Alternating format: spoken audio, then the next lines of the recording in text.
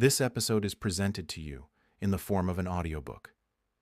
Have you ever looked at your life and thought, I should be further by now? You check every box you were told to check. Maybe you've done well in school, gotten the job, kept up the relationships, tried to be a good person, and yet there's this quiet but constant whisper in your mind. You're still not enough, not smart enough, not successful enough, not attractive, driven, interesting, disciplined, kind, confident enough. Whatever the flavor, it loops in your head like background music you never chose, but somehow memorized. And the worst part? No matter how much you achieve, no matter how much love you receive, no matter how hard you try, the bar keeps moving. Enough always lives just a few steps ahead of you. This isn't about being ungrateful. This isn't about not seeing your worth. It's about a deeper ache, one that quietly drives your perfectionism, your people-pleasing, your burnout, and you're exhausted.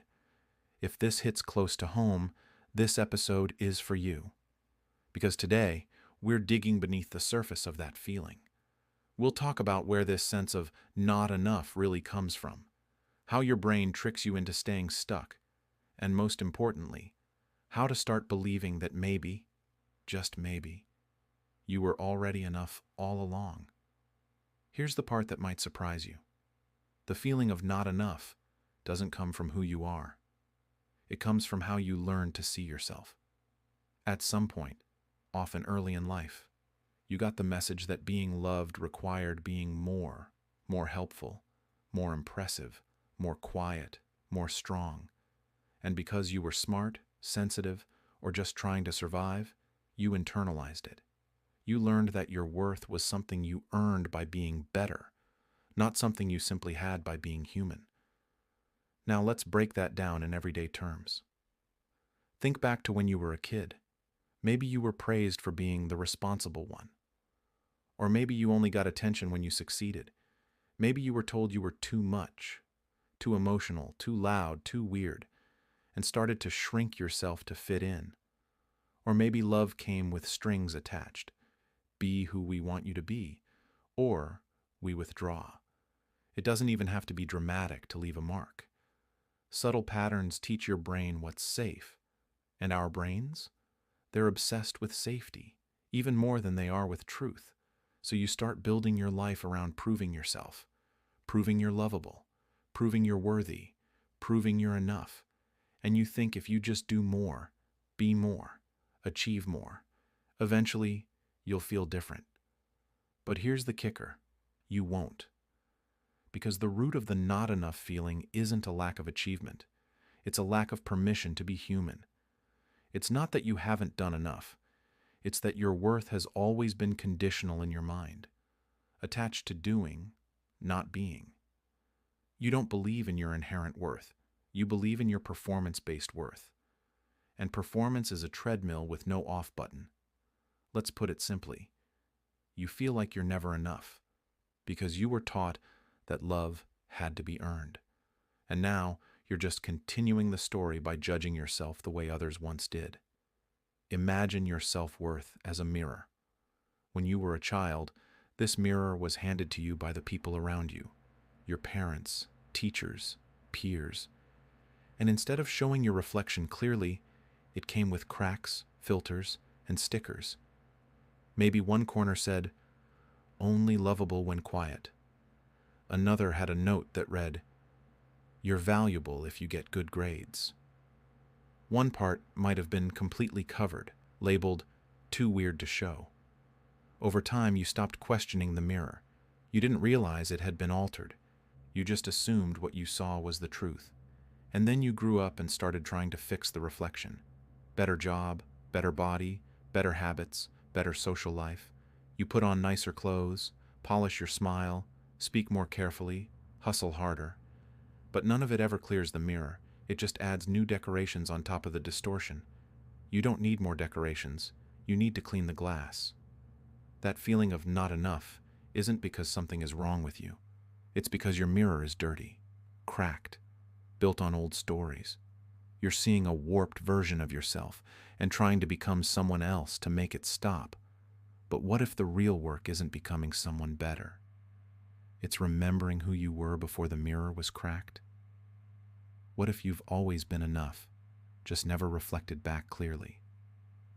Now that we've uncovered the root of the feeling of not enough, how it's rooted in childhood messages, societal pressures, and distorted self-reflections, let's talk about how to change it. The truth is, you can't just wish yourself to a better place, but with consistent action and shifting your mindset, you can rebuild the way you see yourself. 1. Start with the truth of your worth. The first thing you need to do is remind yourself of your inherent worth. This is a mindset shift, and it can be tough to practice, especially if you've spent years reinforcing the idea that your value is based on what you do or achieve. But it's a game changer. You weren't born into this world as a project to be fixed. You were born whole. Here's the exercise. Every morning, take 5 minutes, just 5, to write down 3 things about yourself that are already enough. No achievements required, just who you are at your core. For example, I'm enough because I'm kind. I'm enough because I show up for the people I love. I'm enough because I'm still trying, even when things are hard.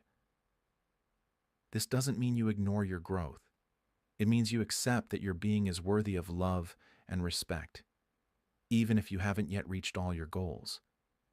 It's about giving yourself permission to be human, right now, with all the messy imperfections that come with it. 2. Reframe your failures.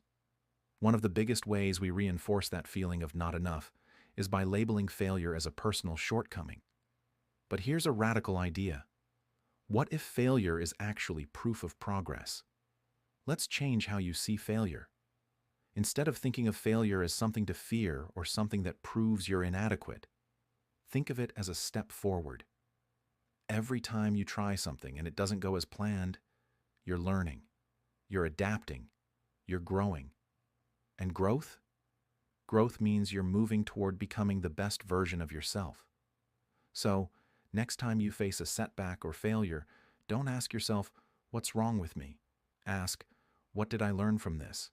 How can I do better next time?